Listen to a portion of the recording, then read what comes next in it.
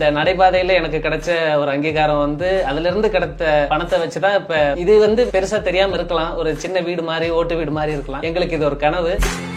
இந்த ஓவியங்கள் ஸ்டான்லி, முகமது அலி, கலாசேட் நண்பர்கள் வரைஞ்சது. இது வந்து சார்பாட்டா பரம்பரையில வர கபிலன். நிறைய பாத்தீங்கன்னா சுத்தி சுத்தி அர்னால்டு தான் இருப்பாரு. நான் இதெல்லாம் முதல்ல எனக்கு கிடைச்ச பேப்பரே இருக்காது, எனக்கு வாங்குறதுக்கு காசு இருக்காது. அப்போ எல்லாம் வரைஞ்சது. இப்ப வந்ததுக்கு அப்புறம் இதெல்லாம் ஃப்ரேம் போட்டு அப்படியே மாட்டிருக்கேன். நம்ம பல இன்டர்வியூல எல்லாம் பாத்தீங்கன்னா இதெல்லாம் ரோட்ல தான் வச்சிருந்திருப்பேன். கமலோட தீவிரமான ரசிகன் நான். இந்த 9 எமோஷன்ஸ் பண்ணி ஒரு போஸ்ட் போட்டிருப்பாரு. ஸோ அதை வச்சு ஒரு கேரிகேச்சரா ட்ரையல் பண்ணுவோம், டிஃப்ரெண்டா ஏதாவது பண்ணது இதெல்லாம். ரஞ்சித் அண்ணா வேற ஆல்ரெடி ஆர்டிஸ்ட். அவர் ஸ்டோரி போர்டிங் ஆர்டிஸ்டாவும் இருந்திருக்காரு நிறைய படங்களுக்கு. அவரை மீட் பண்ண போகும்போது ஒரு சின்ன ஓவியம் தொல் திருமா அவர்களையும் ரஞ்சித் அவர்களையும் சேர்த்து வச்சு ஒரு ஆர்ட் பண்ணி அவருக்கு பரிசு கொடுத்திருந்தோம். ஒரு ரசிகனா இருந்து வரைஞ்சிட்டு அடுத்த நாளே நேரடியா போய் அவங்களை சந்திச்சு கொடுக்குற ஒரு பாக்கியமோ ஒரு மனநிறைவோ அவ்வளவு சீக்கிரமா கிடைக்காது. அது பிஹைண்ட் அவ்வளவு சுலபமா எங்களுக்கு ஏற்படுத்தி கொடுத்துடுறாங்க.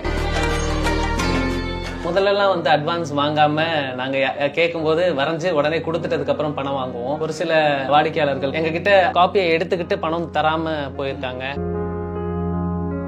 நான் ரோட்ல நடந்து போகும்போது சில கட்சி தலைவர்கள் எல்லாம் வரைஞ்சிருப்பாங்க. அவங்களுடைய முகங்கள்லாம் அவ்வளவு அழகா வரைஞ்சிருப்பாங்க, அவ்வளவு தத்ரூபமா இருக்கும். எவ்வளவு கொடுக்குறாங்க அப்படின்னா ஒரு நாள் கூலி பேசி கொடுக்குறாங்க. ஒரு கலைக்கு நம்ம கரெக்டா ஒரு விலையை சொல்லிட முடியாதுங்கிறது தான். ஏன்னா நம்ம கொடுக்கறது அவன் இப்ப கொடுக்கற நேரம் மட்டும் கிடையாது. இதுக்கு முன்னாடி ஒரு 15 வருஷம் அதுக்காக உழைச்சிருக்கான். அதெல்லாம் சேர்ந்துதான் அந்த கலை படைப்புக்கான ஒரு விலை தீர்மானிக்கப்படுது.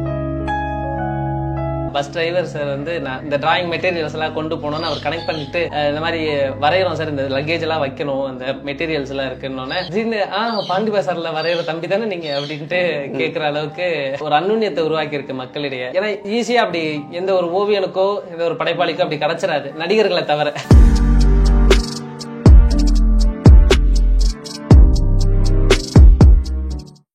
சுரேந்தர், ஸோ பிளாட்ஃபார்ம்ல இருந்து இன்னைக்கு நம்ம ஆஃபீஸ் அப்படின்றது, இந்த இடத்துலையும் உங்களை சந்திக்கிறது அப்படின்றது ரொம்ப மகிழ்ச்சியா இருக்கு. பிஹைண்ட் உட்ஸ்ல அன்னைக்கு நம்ம பேசியிருந்தோம் இல்லையா, அங்க நடைபாதையில வச்சு நம்ம பேசியிருந்தோம். நீங்க வரைஞ்செல்லாம் காமிச்சிருந்தீங்க, அது என் முகத்தையெல்லாம் வரைஞ்சு காமிச்சிருந்தீங்க.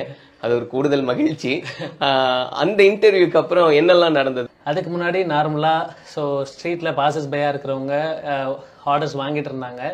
ஸோ அந்த நேர்காணலுக்கு அப்புறம் வந்து கிட்டத்தட்ட ஒரு 10ல இருந்து ஒரு 12 வேற வேற ஊடகங்களுக்கு நேர்காணல்கள் கொடுக்க நிகழ்ந்தது. எல்லாமே வந்து எனக்கே இது ஒரு பெரிய ஆச்சரியம் தான். ஏன்னா இன்னுமே கூட எதுவுமே ஒரு கரெக்டா வந்து ஒரு எப்படி சொல்றது பிளான்டா ஒரு டிகிரியா ஒரு ஓவிய கலையை படிக்காம பயிலாதவங்க, நார்மலா சும்மா ஹாபியா மட்டும் ஓவியக்கலை பயில்றவங்க வந்து இதுக்கு பின்னாடி இவ்வளவு பெரிய ஒரு ஏர்னிங் ஃபேக்டர் இருக்கு, ஸோ இதையும் நம்ம ஒரு தொழிலா எடுத்து பண்ணலாம் அப்படிங்கிறது இன்னுமே நிறைய மக்களுக்கு தெரியாம இருக்கு. எனக்குமே அது தெரியாது.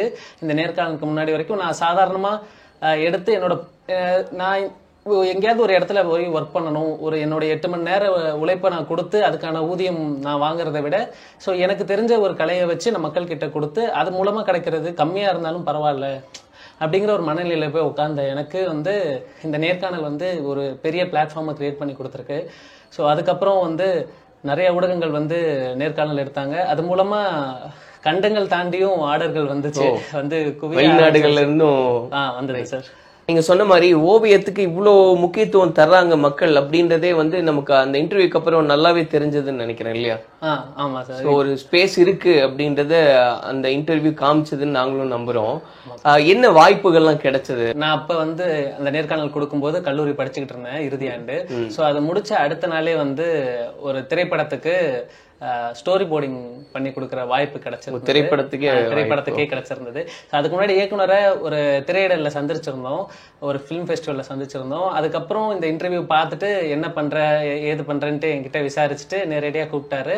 அதுக்கப்புறம் போயிட்டு பேசி ஒரு படம் பண்ணிருந்தோம். அது ஒரு புதிய அனுபவம். இந்த நேர்காணலுக்கு பிறகு துபாயில இருந்து, மலேசியால இருந்து, அமெரிக்கால இருந்து டிஜிட்டல் ஆர்ட்ஸ், ஸ்மச் பெயிண்டிங் இங்க இருந்து வாங்கி கொரியர் பண்றது, ஆல் ஓவர் இந்தியால நிறைய ஆர்டர்ஸ் பண்ணி நம்ம கொரியர் பண்ணிக்கிட்டு இருக்கோம். எப்படி அதை பேலன்ஸ் பண்ணிக்கிங்க நீங்க ப்ரோ? ஏன்னா இப்போ நீங்க சொன்ன மாதிரி வாய்ப்புகள் கிடைக்கிறது கடினம் தான், ஆனா வாய்ப்புகள் வர ஆரம்பிச்சிச்சு அப்படிங்கும் போது அது சரியா பயன்படுத்துறதும் வந்து கஷ்டம் இல்லையா? டைம் ரொம்ப முக்கியமானது. அதுல 2 விதமா நடந்துகிட்டு இருக்கு சார். எப்படின்னா இப்ப முதல்ல எல்லாம் வந்து அட்வான்ஸ் வாங்காம நாங்க கேட்கும் போது வரைஞ்சு உடனே கொடுத்துட்டதுக்கு அப்புறம் பணம் வாங்குவோம். அதுல என்ன ஆயிடுச்சுன்னா ஒரு சில வாடிக்கையாளர்கள் கஸ்டமர்ஸ் வந்து எங்ககிட்ட ஆர்டர்ஸ் கொடுத்துட்டு அதுக்கப்புறம் வந்து சில டைம் வந்து அந்த காப்பியை எடுத்துக்கிட்டு பணம் தராம போயிருக்காங்க. அதுக்கப்புறம் சரியா கால் பண்ணி ரெஸ்பான்ஸ். அப்படி எவ்வளவு முறை நடந்திருக்கும்? எவ்வளவு ஓவியங்கள் உங்களுடைய உழைப்பு வீணா போச்சு? நான் ஷோகேஸ் பண்றதெல்லாம் இருக்குல்ல சார், ஆர்ட்டா, அதுல முக்காவாசி இந்த பிரபலங்கள் இல்லாம நான் வரைஞ்ச எல்லா ஓவியங்களுமே என்கிட்ட கொடுத்து வாங்காதவங்களோட ஓவியங்கள் தான். சோ நம்ம தான் வித்தியாசமா இது வரைக்கும் ரிஜெக்ட் பண்ண ஓவியங்கள், வாங்காத ஓவியங்களை வச்சு நம்ம டிராயிங் ஆர்டர்ஸ் வாங்கிட்டு இருக்கோம்னு சொல்லலாம். சோ அப்படி போயிட்டு இருக்கு. இது வெளில இருந்தே ஒரு 10-12 கிட்ட நம்ம கிட்ட பணங்கள் வர வேண்டியதே மீதி இருக்கு. இது இல்லாம இப்ப அதிகமா ஒர்க் வந்ததுக்கு அப்புறம் நம்ம கேட்கறதுக்கு முன்னாடியே 3000-2000 அட்வான்ஸ் அனுப்பிட்டு நான் உங்களுக்காக காத்துக்கிட்டு இருக்கேன், நீங்க உங்க ஒர்க்கை முடிச்சுட்டு எங்களுக்கு பண்ணி கொடுங்க போதும் அப்படின்ட்டு நம்மள புரிஞ்சுக்கிற நிலைமையிலயும் வாடிக்கையாளர்கள் இருக்காங்க. அது ரொம்ப மகிழ்ச்சியா இருக்கு. ஏன்னா நம்ம பண்றது வந்து அதுக்கான நேரத்தையும் உழைப்பையும் போட்டு பண்ணும்போது அதுக்கு முன்னாடியே ஒரு ஊக்கத்தொகையா அட்வான்ஸுங்கிறது வந்தோடனே நம்ம உடனே முடிச்சு கொடுக்குறோம் அப்படிங்கறது நல்லா இருக்கு. இப்ப நம்ம அங்கிருந்து இப்போ ஒரு சின்னதா ஒரு ஆபீஸ் செட் பண்ணிருக்கோம், அவ்வளவு காம்பாக்டா இருக்கு, அழகா இருக்கு. இது ஒரு கனவு ஃபுல்ஃபில் ஆன மாதிரி இருக்கா? எப்படி பாக்குறீங்க? இல்ல இதுதான் ஃபர்ஸ்ட் ஸ்டெப்னா? ரொம்ப முன்னாடில இருந்தே வந்து எங்களுக்கு இது ஒரு கனவு தான். வீடும் எங்களுக்கு சின்னதா தான் இருக்கும். நாங்க எதை பத்தியாவது விவாதிக்கணும் இல்ல எதை பத்தியாவது உரையாடணும் அப்படின்னா வந்து அதுக்கான ஒரு களம் இல்லாம இருக்கும். எப்போ நம்ம டீ கடையில போய் பேசுவோம், இல்லைன்னா வெளில ஒரு பப்ளிக் பிளேஸ்ல பார்க்ல மீட் பண்றது வேற. இது இல்லாம நமக்குன்னு ஒரு இடம், நம்மளோட கனவை நோக்கிய பயணத்துக்கான ஒரு உரையாடல் நிகழ்த்தக்கூடிய ஒரு இடம். இதுவே எங்களுக்கு ஒரு கனவு தான். நாங்க காலேஜ் படிச்சுட்டு இருக்கும் போதெல்லாம் நானு பாலாஜி எல்லாம் பேசிக்கிட்டே இருப்போம், இந்த மாதிரி ஒண்ணு போட போறோம்ட்டு. அது வெறும் வாய் பேச்சாவே இருந்தது. அந்த நடைபாதையில எனக்கு கிடைச்ச ஒரு அங்கீகாரம் வந்து அதுல இருந்து கிடைத்த பணத்தை வச்சுதான் இப்ப இது வந்து பெருசா தெரியாம இருக்கலாம், ஒரு சின்ன வீடு மாதிரி, ஓட்டு வீடு மாதிரி இருக்கலாம். எங்களுக்கு இது ஒரு கனவு. இதுல இருக்கிற ஒவ்வொன்றும் ஒவ்வொரு கதை எங்க கிட்ட பேசிக்கிட்டு இருக்கு. அப்படி எல்லாம் ரொம்ப அழகாவே இருக்கு உங்களுடைய அந்த கனவுக்கான களம். மகிழ்ச்சி. நம்ம பிஹைண்ட் வுட்ஸோட ஈவெண்ட்ஸ் பத்தி நம்ம பேசலாம். அதுக்கு முன்னாடி அந்த இன்டர்வியூல கமெண்ட்ஸ் வந்தது பாத்தீங்களா? கிட்டத்தட்ட ஆயிரக்கணக்கான அவ்வளவு பாசிட்டிவான கமெண்ட்ஸ் வந்துச்சு. அதெல்லாம் படிச்சீங்களா? படிச்சேன் சார். இதெல்லாம் ரொம்ப கனெக்டடா இருந்தது.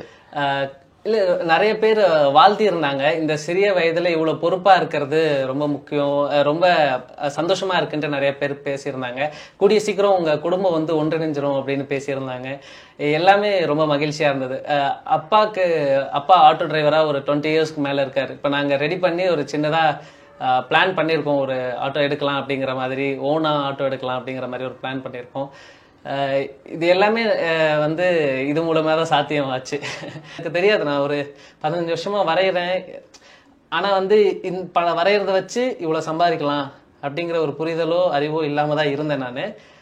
அதுக்கப்புறம் மக்களா தேடி வந்து இந்த மாதிரி பண்றாங்க அப்படின்ட்டு சொல்லி பண்ணியிருக்காங்க. இப்ப பர்த்டே ஃபங்க்ஷன், மேரேஜ் ஃபங்க்ஷன்ல கேரிகேச்சர் ஸ்டார்ல ஒரு வென்யூவாவே வைக்கிறாங்க.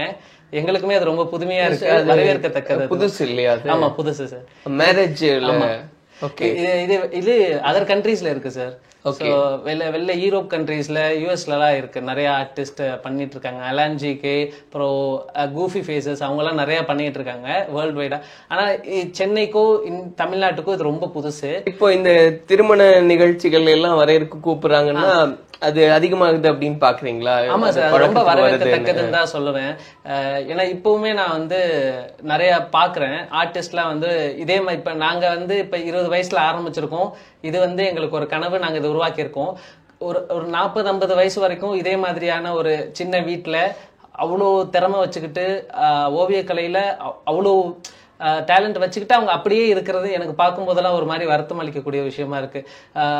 இங்க நான் என்னோட ஏரியாலேயே நிறைய பேர் பார்த்திருக்கேன், பேர் சொல்ல விரும்பல. ஓவியர்கள் அவ்வளவு திறமையானவங்களா இருக்காங்க. அது அவ்வளவே நான் ரோட்ல நடந்து போகும்போது சில கட்சி தலைவர்கள் எல்லாம் வரைஞ்சிருப்பாங்க.